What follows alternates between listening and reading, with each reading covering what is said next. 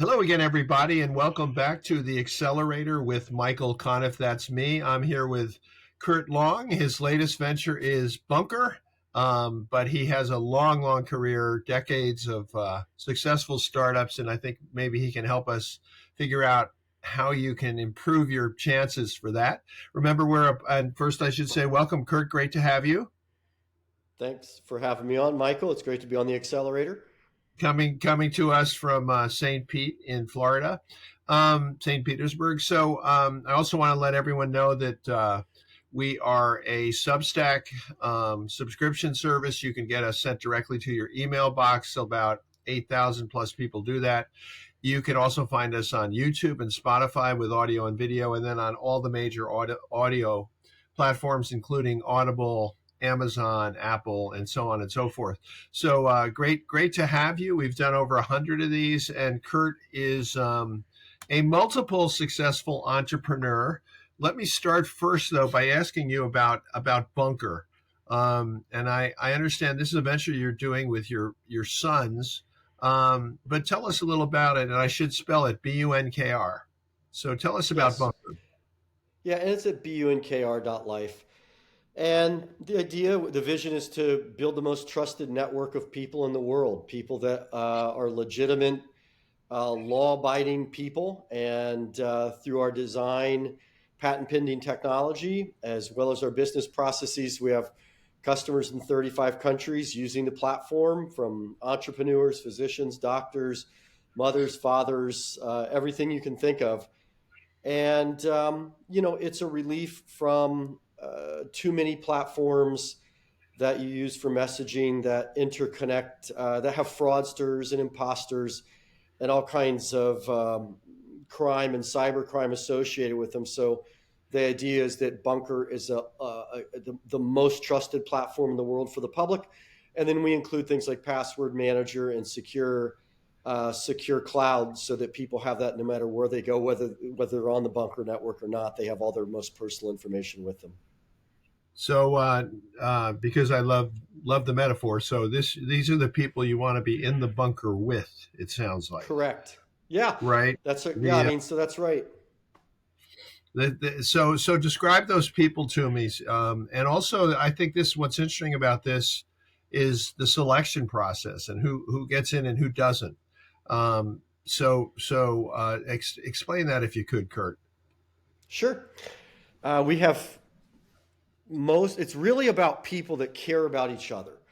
That's the common denominator. When we do focus groups, when we talk to people directly, when we look at social media posts, it's always about, I invited these people to join BUNKR because I care about them. So when you think about that, a lot of times that's your family, it's your extended family. With coaches and agents, we have coaches and agents on the platform. It's the people that they're coaching, their players, if you will. It's people. It's the people that take care of you in your household.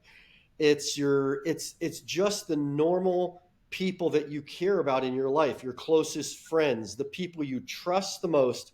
What we've seen, if we can get people using BUNKR and using mostly the messaging, but also file storage and password management, it's been an interesting dynamic to listen to them talk. We have, for example, I had introduced neighbors to it. They live in Switzerland, and when they went back to Zurich, we instantly had 22 customers in Switzerland. And we're like, Daniel, Renata, what happened? Well, we invited all these other people to join us because we love the product so much and we want them to be protected as well. So that's a really typical story that we get. So, would you describe it as is it a social media platform? No, it's really a messaging platform, and if it is social media, like we'll create groups. I just some people have hesitated in my extended family, and my really extended family. When you get out there a couple levels, and they have come around to it, and we do exchange pictures, we exchange documents and things on it. So you absolutely can do that, but it's really meant to be kind of a private space where you can share the most important information in your life. And sometimes, if that's pictures or videos, then absolutely you share those with the people that you love. But it's not I guess the distinction I'm making, Michael, is it's not for all to see. It's only the people that you've invited or they've invited you and you accept their invitation, that you have connected. And that means you've known them before they're in your contacts or you met them and gave them your phone number. So with BUNKR, as opposed to Facebook or any other social media platform, where you're basically trying to build a following, you're trying to make connections. BUNKR is, if it's limited to the people you care about, that's not going to be maybe it'll be 10,000 people. It'll be more likely to be 10 people than 10,000. So Yeah. how so what's the business model for that? How do you make money? We pay for license for it, and there's a couple different versions just to encourage adoption. Right now, we have a version that's 99 cents, and then people typically upgrade to $1 a month, so it's about $12 a year. And we have people get started on that 99-cent version, and it's mostly storage, but there's other components of the more expensive version that has them upgrade, and it's worked out great. And how many can you tell us about your user base at this point and Yeah, how long it's been going? a few thousand users, and we launched it on the App Store in October. And for whatever reason, it's taken off in all these countries around the world, literally Africa, the Middle East, all over Asia. I know Japan's part of that, but we have a big block of users in Japan and Turkey and Australia, North America, South America. For whatever reasons, it's blossomed globally, and it's been a lot of fun. And so you can, is there any way that you can talk to people you don't know? It's really meant for people that know one another, that you connect through your contacts and you invite those contacts. Now they can make introductions for you, but it's really meant to be secure and private. And that's why I call it the most trusted platform in the world. And we want to make it the biggest, most trusted platform in the world. We're on our way to doing that, but it's the most trusted platform in the world for people that care about each other and are legitimate law abiding people. Law abiding seems to come up. Do you actually do police checks? So with most of these secret messengers, and when I say most, all the secret messengers that you could think of, like Snapchat has disappearing messages, Signal has Yep. disappearing messages, WhatsApp, they they really don't cooperate with law enforcement, and that also means that it attracts an incredible amount of criminal elements. So on these messaging platforms, the criminal element is everywhere. It's pervasive. In fact, I would assert that in many of these platforms, they've taken over. Famously, Telegram, for example, they have Yeah. Russian Killnet running. I hate to bring that vibe to it, but Russian Killnet runs a big group, 100,000 people that brag about their terror. So you're kind of commingling with those people, and those people on most of these platforms can come right to you or your loved ones.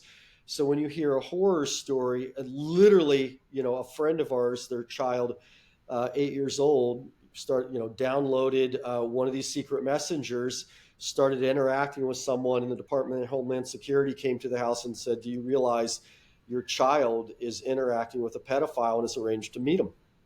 And that's a Well, really typical story out there. yeah. And so BUNKR is the opposite of that. And we're so by policy, while we've never had to do it yet, we will cooperate with law enforcement if there is a subpoena, or a warrant, if you will. And by the time that you provide a phone number, you provide a payment method, even if it's 99 cents, and you realize that this is for legitimate people, law-abiding people, the bad people do not want to be part of our network, and they stay on the Snapchats and the Signal, the WhatsApps, the Telegram, and these other networks that really criminals are flourishing on. I used to teach social media at the Isaacson School in Colorado, and Yes. I remember having students come in and say, "Well, I have 12 people, that I'm connected to on Facebook," and I was like, "Why so few?" It's like, "Oh, those are the people I know." And my response would be, "Well, you're going to have a really small Facebook group, But if you start out with that as the goal, then it seems to me that you can set this up to be sort of a meaningful communications platform. Having said Yeah. that, and I know you're a smart entrepreneur and you've been successful in a lot of businesses, which we'll Hmm. talk about. Hmm. How do you scale this? How do you grow this? Does it just stay as a, effectively an email platform? What happens to it moving forward? No, it's got, it has the password manager, secure cloud storage, notes. And then on the B2B side, we're a great fit for financial services firms and for healthcare because in those markets, those are regulated industries. So what I described is kind of legal due process. In those industries, that's required. So the SEC, the Securities Exchange Commission, has come in and fined wealth managers, banks, financial services companies that are using the secret messengers. Why? Well, because it's perfect for insider trading and they can't police Right. that. And so Mm-hmm. they've literally fined them about $2.5 billion, and BUNKR is compliant with record keeping. So when you start looking at the business model, we've got this great customer base that's growing on the public side, and now we can connect that with wealth advisors and healthcare companies. In healthcare, it's HIPAA. In the UK, it's things like the Financial Conduct Authority. These markets that have your most sensitive information, they require what I described. Otherwise, you'll be fined. So we see it as a really great market for this idea of a trusted network. Well, when you're handling healthcare information or your finances, for sure you want trust, and we see it as unlimited because Yeah. everybody's going to have health, everybody's going to have healthcare, and everybody's going to have finances. It actually reminds me of the way email got started, which I once did this is really going to date me, but in 1989, I did a big study about email use and adoption for Pacific Bell, a company Yes, that is Pacific Bell still there. Maybe it is, I but I think it might have got rolled up, but I yeah, it's remember Pac Bell. one Yeah. of the infamous baby bells. But and people were expecting that the usage would be CompuServe and Source and online services that were kind of generally open to everybody. It turned out that email usage was almost entirely was dominated actually by IBM Prof's system, Oh, that's PROFS. interesting. Yeah, I remember Yeah, that. I worked at yeah, and IBM for a couple of years, so the vast majority, which in apropos your company, BUNKR, which meant those networks were closed, right? Not everybody could join hmm them. They all ran on IBM, which meant you hmm had to have an IBM and so on and so forth. So it's a little bit of a back to the future. But I wanted to ask you, Kurt, specifically, you've done a number of companies, and I think that BUNKR is a great example, sort of talking to a very experienced entrepreneur um, about how you start something that at least has a potential for success. And so my question to you would be, what did you see about this opportunity that that intrigued you, that was interesting, and also maybe tell us about the role of your sons in this process. yep. So it was we had sold Fair Warning. It sold completely at the end of 2019. Tell us about So that we a little bit. were Fair warning. Fair Warning protected electronic health records, and I invented patented software that secured patient information and electronic health records way ahead of everyone else. In other words, kind of foresaw that cybercrime and criminals would hit healthcare way before others thought that would happen. So we wound up with about 60% of the US market in terms of patient coverage, Wow. hospitals, clinics. It was a great business, very profitable, grew fast. And after 15 years, our entire family was involved in it for the last 10, running it. And we sold that. And it went through a transaction to Mainsail Partners out of San Francisco. We sold most of it, and then in totality to Imprivata, and who's the PE there is Thoma Bravo, one of the biggest PE companies in the software space in the world. And so that was what else could I share with you about that, Michael, that might be of interest to Well, your what's audience? interesting, I'm just wondering. So you sort of identified a need. It's interesting. I think these are two different things because you identified a need, something you saw coming. You even patented software to address it. Yes. In this case, email is not a new idea. It's actually Hmm. sort of the opposite. It's been around for really at least since the 80s, Hmm. if Hmm. not going back to ARPANET, right? So Hmm. it's been around. It's been exploited to death. Everything from Yahoo Mail to WhatsApp and what Facebook and direct messaging does. But you sort of saw an opportunity um, because of what I'm putting words in your mouth because of what Hmm. email wasn't doing anymore. Yeah, Is I that would fair? put, yeah, it's not just email. Email's inherently insecure. So like it's not, you can't use it in regulated industries. Like that's Yeah. not, you cannot send healthcare information with email. You really can't send financial information with email. So email's inherently insecure. So you kind of have, I'd call it just these um, ways to communicate. And so I'm going to take email off the table a little bit and just say like texting. Um, Texting, you're leaving yourself, you're still an open network. So every time that there is a breach on the dark web, whenever you like say, let's say you see there's a giant breach, and you're like, what does that mean to me? And let's say it's a big giant hospitality. I won't name any companies, but just about all of them have been breached. What does that mean to me? Well, your data's in there, and they take your name, your email address, often your cell phone number, and then if they have a password associated with the hospital, say it's a hotel chain, that goes to the dark web, and then they just attack you from the dark web. That's Hmm. where you get these texts that come in. You're like, oh, hey, how did they get my text? How did they get my number? Well, it's been put on the dark web and sold, and you don't have to have an invitation process or anything to receive communication on text. So you're just going to get all these different, anything from your Amazon package has shipped. All we need you to do is enter your credit card number. Or you might say, well, why am I getting all these political messages? Chances are they've even been sold or even come through the dark web. So, like the texting thing, that's just opening yourself up to like all these different imposter and phishing attacks. And then it's also, you can't use that in regulated industries as well. And so there Yeah. was no, I started using all those platforms after fair warning.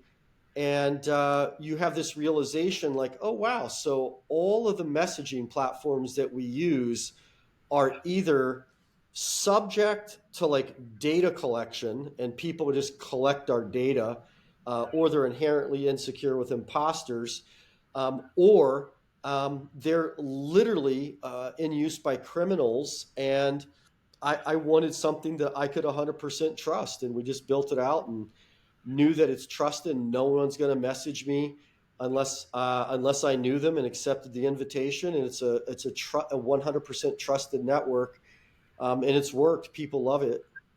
And how many companies have you founded? What number is Bunker? 4.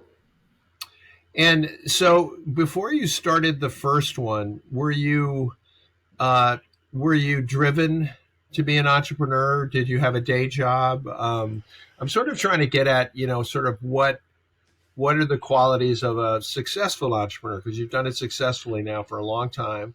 And I noticed you use two tea bags in your tea, so I would I recommend do. that everybody do that. But other than that, what is it that compelled you to take, presumably to take a gamble on yourself and become an entrepreneur? And why do you think you were successful? Um, One thing is I like to solve problems, so problem solvers up there. A second thing is that I like to solve problems for people, so that if you can see a problem that people are having, then it's like I could solve that for one person. I could solve it for many if I can, or if it's B2B, solve it for one business, I can solve it for many.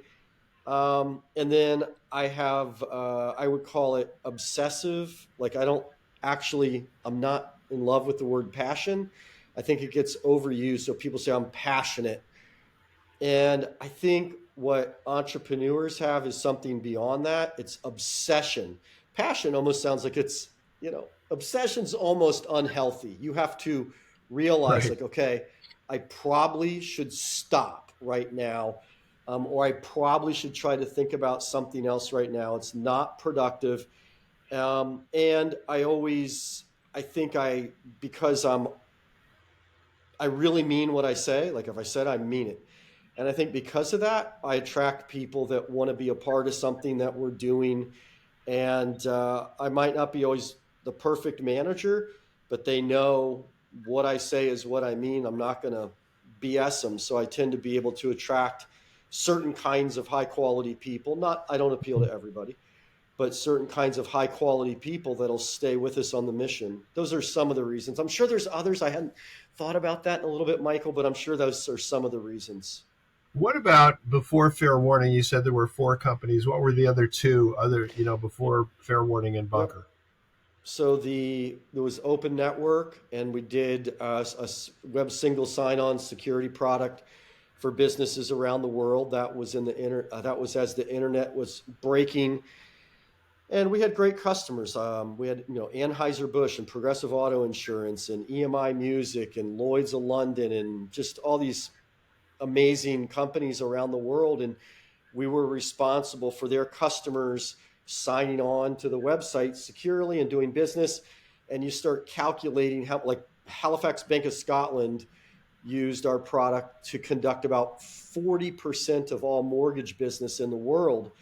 And you start realizing how much responsibility comes with a successful company, uh, whether it's in the public space or consumer space or whether it's B2B. And it is so much responsibility, and I loved it. I love to be able to look out there and know that if Progressive Auto Insurance, you'd see them on television, or know that a person got a mortgage in Europe, or quite frankly, if they're drinking a Budweiser beer somewhere, that you had some small thing to do with that. I think we had 80% of all the Blue Cross and Blue Shield, so probably 100 million Wow. people there. Wow. And so all of that resonated with me, and as does Bunker today. Like when I get to say, hey, we protect families in 35 countries around the world, and you think of Turkey, we're like, hey, we got customers in Turkey. That's pretty good. I like that. And Well, so you know, I I had want. just identified something else, Michael. I love the idea of like being responsible for the success of it, of what you see on television or people that you meet, knowing that you are responsible for something positive in their life. I really love that. And the fourth company. The fourth company I left, that was a company called Open Web. And it was just like a software company that was building software components for websites in the very earliest days. And I sold that to US Web out of Santa Clara, California. Yeah, sure. I Uh, remember. and and that one went pretty fast. Meaning, I think I started it and sold it in less than 2 years. Wow. And then Well, Open one. Network sold to BMC Software of Houston, Texas. Right, right. That's amazing. All four, well, three so far. So Yep. I want to, I always describe this as a friendly interview, and it is. But I want to ask you a difficult question Yeah. because you raised, first of all, the emphasis on law abiding. Yep. And what, of course, we still live in a democracy here so far. Yes. So far, so good. Though there are questions being raised about it right now, but in countries like Turkey, which are more authoritarian, Hmm. um, law abiding means could or raises the question: could bunker be used somehow against people? Um, It's a great or if you think question. of Hungary, if you think, I mean, or you think of China. I don't know if you have any Yep. customers in China, We but that. don't. That's an interesting one. China is the one of the very few countries that you might hear of that we do not. But go ahead, Michael. Well, no, that's my question. Is like the great thing about technology is that when it works, it can make life much better and even more secure in this case. Yep. But it can also, the tables can be turned if it's in the wrong hands. So that's Yep. the that's the AI question in spades Yeah. today. But it's also a question for you. It's like, what do you do if the president of Turkey says, "I want to see the communication of Yeah. my," that's the hard question. No, so that's a great question. And so on that one, we've had to think through this, and I'm going to side. We're based in the U.S., and I would side with the U.S. State Department. Like we're always going to have. I've always had businesses where I had to get. I've had a lot of responsibility over the years of securing all these businesses and patients and over trillions of dollars of assets. So I'm used to having lawyers around, and I've had to be in compliance with regulations literally around the world. And you listen to your lawyers, and I'm going to lean toward the U.S. State Department, and I'm going to do what the U.S. State Department says, to be forthright with you, and that's where my loyalties lie, and that's the best I can do. Yeah, I mean, I don't think that gets you out of the conundrum because if Oh, for we can. example, I mean, you can always off-platform them, right? I mean, you can yeah, off-platform people if our U.S. State Department, I have sufficient legal advice to say, listen, off-platform them. yeah, I have no problem. I mean, that's what yeah, has to happen. that's a longer conversation. I do want to ask you Yeah, finally. We yeah, got a few more minutes, and yeah. you've done some really interesting philanthropic work. Yes. Once you succeed like you have, you get some options, and I know that you're pretty deeply involved with two different academic um, ventures that I wish you would describe for us. So I've got a handful of them going on right now, and you're right. We have done a lot of philanthropic work, but I'm just going to stick to the ones we're either engaged with or evaluating right now. One is with a group of people out of Denmark. It's a company called Voluntis, and I've known these ladies and gentlemen for 7, 8 years. They measure meaningfulness around the world. I just spoke to one of them Monday. He had gone to uh, Kiev to work with UNICEF to measure meaningfulness in war torn country, and I think he got the green light. We'll know later. And so now, how's that tie together? We're measuring the youth meaningful index from kids, directly from kids, not from their parents, not after they're adults, but directly from children that are between the ages like 9 and 15. And the results that have come back are deeply fascinating. And we've applied AI to it as well. And it's things like they get meaning out of, believe it or not, solitude. And that what includes sleep or just being alone. And, I didn't think of it until the results come out. It makes sense. And they want to be in nature and they want to interact with animals as well as just be in nature. They call it like connection, and connection might mean family, and it also means friends. But then connection also means philanthropy. They want to do something for the greater good. So there's 6 components that we've discovered in this Youth Meaningful Index survey across Europe, in India. We're bringing it to the United States. That's part of my job, and we're making that available through organizations like UNICEF, perhaps the United Nations, and other organizations that can scale this out so that in the classroom or at home or in a charter school, wherever it's happening, people are better equipped to understand what creates meaning in a child's life. So that's what I'm really excited about. And that's with Voluntis and some other wonderful people. So that's the first one. Any questions on that one?